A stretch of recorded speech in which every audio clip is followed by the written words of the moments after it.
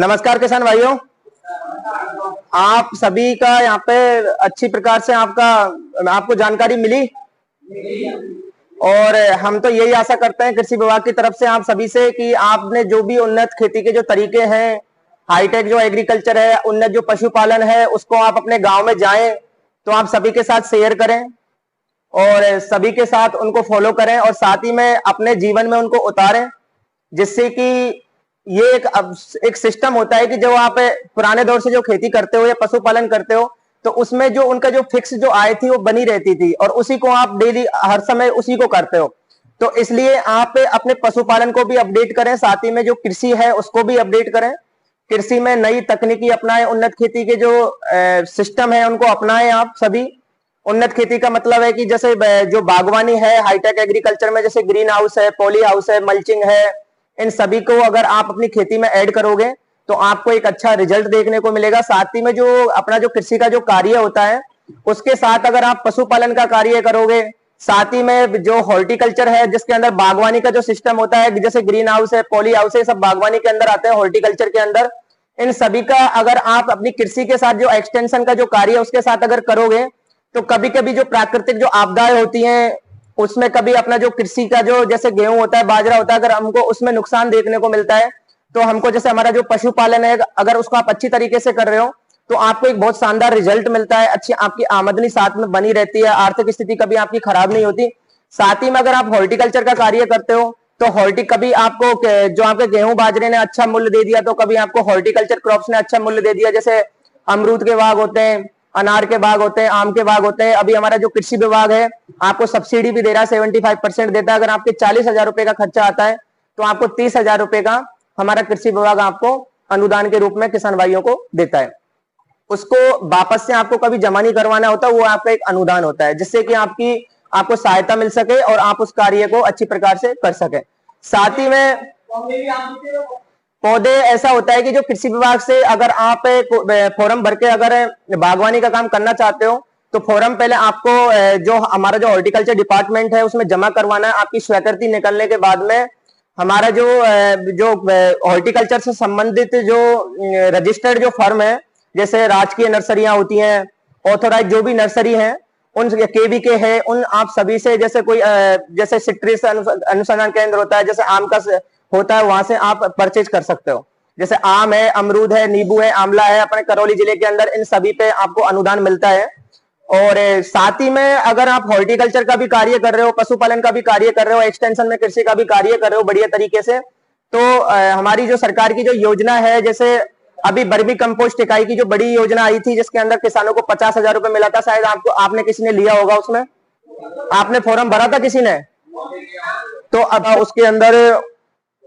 उसके अंदर इस योजना को चालू किया था, पर अभी जो वर्ष चल रहा है इसके अंदर उसके कोई टारगेट नहीं है। साथ ही में टीन सेट के नीचे जो बर्मी बेड होता है 30x3x2 का, वो 2 यूनिट बनानी पड़ती है, बीच में 2 फीट का स्पेस होता है। और अभी जो चल रहा है वो गोवर्धन जैविक उर्वरक योजना है जिसके अंदर किसान भाइयों को 20x3x2 की यूनिट बनानी पड़ती है, जिसमें हमारे किसान भाइयों का 20,000 रुपए का खर्चा आता है तो उनको 10,000 रुपया सरकार की तरफ से अनुदान के रूप में मिल जाता है। अब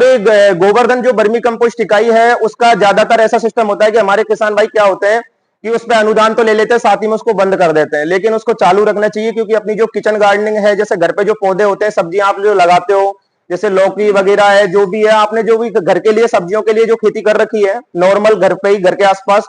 तो उसमें उसकी पूर्ति हो जाती है। आपने जैसे सजावटी पौधे लगा रखे हैं तो उसमें कोई भी प्रकार का पेस्टिसाइड इंसेक्टिसाइड का उपयोग ना करें, और अगर उस खाद को ही आप डालोगे तो नाइट्रोजन है, जैसे एनपीके का जो भी सोर्सेज होते हैं, जैसे अपन यूरिया डीएपी डालते हैं तो वो सारा उनसे मिल जाता है। साथ ही में आप सभी को पता है कि हमारे जो कृषि विभाग की तरफ से जो चेन लिंक जो तारबंदी है उस पर भी अनुदान दिया जाता है, और जो पाइपलाइन है तो उस पर भी अनुदान दिया जाता है, आप सभी को पता है। पाइपलाइन का आपको पता ही है कि अनुदान कितना मिलता है। जो हमारे जो लघु सीमांत श्रेणी के जो कृषक हैं उनको 60% दिया जाता है, जो महिला कृषक हैं, और जो जनरल कैटेगरी के जो कृषक हैं अन्य श्रेणी के, उनको 50% अनुदान दिया जाता है। एक किसान को अधिकतम 18,000 रुपए लघु सीमांत श्रेणी में, और जनरल कैटेगरी का है तो उसको 15,000 रुपए का अनुदान दिया जाता है। एक किसान को अधिकतम 300 मीटर पाइपलाइन पे ही अनुदान दे है। साथ ही में जो तारबंदी जो चेन लिंक योजना है उसमें भी 50 और 60% ही दिया जाता है। वही लघु सीमांत को 60% और अदर कैटेगरी का है तो उसको 50% का अनुदान दिया जाता है। तो और अगर अभी इसमें कुछ संशोधन करके पहले जो 6 बीघा का जो क्राइटेरिया था उसको अभी 2 बीघा कर दिया है, आप सभी को पता भी होगा ये चीज। और जिससे हमारे जिले में अभी काफी प्रकार से अच्छी प्रोग्रेस भी देखने को मिली है, काफी आवेदन भी आए हैं साथ ही में। और एक सामूहिक तारबंदी भी होती है, अगर उसके अंदर 20 बीघा जमीन होनी चाहिए, साथ ही में 10 किसान होने चाहिए। अगर 10 किसान से कम किसान है तो उसमें आप आवेदन नहीं कर सकते। अगर 10 किसान से ज्यादा किसान है तो आवेदन कर सकते हो, 10 किसान से कम नहीं होना चाहिए। साथ ही में जो जमीन का क्राइटेरिया है उसमें जो 20 बीघा जमीन है 20 बीघा से कम नहीं होना चाहिए, चाहे ज्यादा कितनी भी हो। तो उसमें हमारे किसान भाइयों को 56,000 रुपए का अनुदान एक किसान को दिया जाता है। तो ये थी हमारी जो जैसे फार्म इंप्लीमेंट्स भी होते हैं, जैसे रोटावेटर है, थ्रेशर है, साथ ही में जैसे चाप कटर है जिसकी हर किसान भाई को आवश्यकता होती है, हैंड ऑपरेटेड भी होती है, पावर चलित भी होती है, जो आपको 10,000 रुपए का पावर चलित का अनुदान मिलता है। साथ ही में अगर कोई हैंड ऑपरेटेड चाप कटर खरीदता है तो उसको 5,000 रुपए का अनुदान दिया जाता है। और अभी 2.5 लाख रुपए तक का अनुदान कर दिया है थ्रेसर के अंदर, कोई अगर 4 टन से अबोव है तो वो आप सभी को पता भी होगा। पहले क्या थ्रेसर पे 1 लाख रुपए का अनुदान मिलता था, अब उसको बढ़ाकर 1,25,000 कर दिया है। और जो 4 टन से अबोव है उसमें 2.5 लाख रुपए तक का अनुदान कृषि विभाग की तरफ से दिया जा रहा है। साथ ही में आपको मैं एक बात और कहना चाहूंगा कि जो हमारे जो किसान भाई हैं उनका जो छोटे से छोटा जो कृषि का कार्य होता है, अगर अगर हमारे किसान भाइयों को बीज बोना है, बीज बोने के बाद में अगर उसमें आपको दवाइयां देनी है, फर्टिलाइजर देना है, हमारा कृषि विभाग आपको सभी प्रकार की सुविधा मुहैया करवाता है। जैसे कि हमारा जो किसान है अगर खेती करने के लिए बीज की आवश्यकता होती है, आपको निःशुल्क मिनी किट भी प्रदान करता है, सरसों की है, बाजरा की है। साथ ही में सब्जियों की मिनी किट भी आपको प्रदान करता है, चारे के लिए रेंज का बरसिम है। और हरी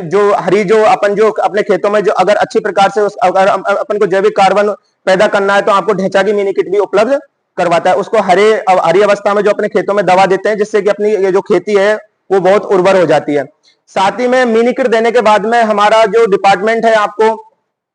अपने जो बीज है उसको अच्छी प्रकार से ग्रोथ करने के लिए फर्टिलाइजर है, सूक्ष्म पोषक तत्व है जैसे जिंक वगैरह है, बायो फर्टिलाइजर है जैसे राइजोबियम है, पीएसबी है, जेटोवेक्टर है, वो भी प्रदान अनुदान पे करवाता है क्रय विक्रय के माध्यम से। जब आपने बीज भी बो दिया है, उसमें उर्वरक भी दे दिया है, तो उसको जो पानी देने के लिए हमारा जो डिपार्टमेंट है आपको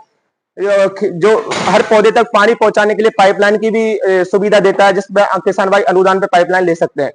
हमारी भी फसल भी हो गई है साथ ही में उसकी, क्योंकि हमारी जो किसान भाई होते हैं वो काफी महंगे बीज बोते हैं हमारी खेती के अंदर, साथ ही में महंगे फर्टिलाइजर का उपयोग करते हैं, साथ में पानी का भी बहुत खर्चा आता है। तो उसकी सेफ्टी के लिए कृषि विभाग की तरफ से आपको चैनलिंग तारबंदी की व्यवस्था की गई है, जिससे कि हमारी किसान भाइयों की जो फसलें हैं वो चौपट ना हो, नुकसान हमारे किसान भाइयों को ना देखने को मिले। साथ ही में जो कृषि का जो कार्य है जैसे जुताई का कार्य है या फिर निराई गुड़ाई का कार्य है या फिर जो फसल पक गई है तो उसके बाद में कटाई का कार्य है, इन सभी के लिए हमारा कृषि विभाग आपको कृषि यंत्रों की भी अनुदान देता है, कृषि यंत्रों के ऊपर भी, जिसमें थ्रेसर है, रोटावेटर है आदि सभी इंप्लीमेंट पे आपको अनुदान देता है। तो कृषि विभाग की तरफ से अगर कोई फार्मर अगर बढ़िया तरीके से हाईटेक एग्रीकल्चर का कार्य करना चाहता है, हमारे जो नए युवा हैं जो अभी जो पढ़ाई करके आ रहे हैं एक अच्छा प्रकार से एग्रीकल्चर का कार्य करना चाहते हैं, तो उनको जैसे ग्रीन हाउस है, पॉली हाउस है, मल्चिंग है, प्याज भंडारण एक वो होता है, उसके अंदर भी एक अच्छा प्रकार का आपको अनुदान देखने को मिलता है। और उसमें हमारे किसान भाई घर बैठे एक अच्छा प्रकार से जो बेरोजगारी है नए युवाओं को, उसमें एक अच्छा प्रकार का प्रॉफिट कमा सकते हो। तो किसान भाइयों ये थी जानकारी हमारे कृषि विभाग की। मैं आशा करता हूं आपको सबको पसंद भी आई होगी। नमस्कार।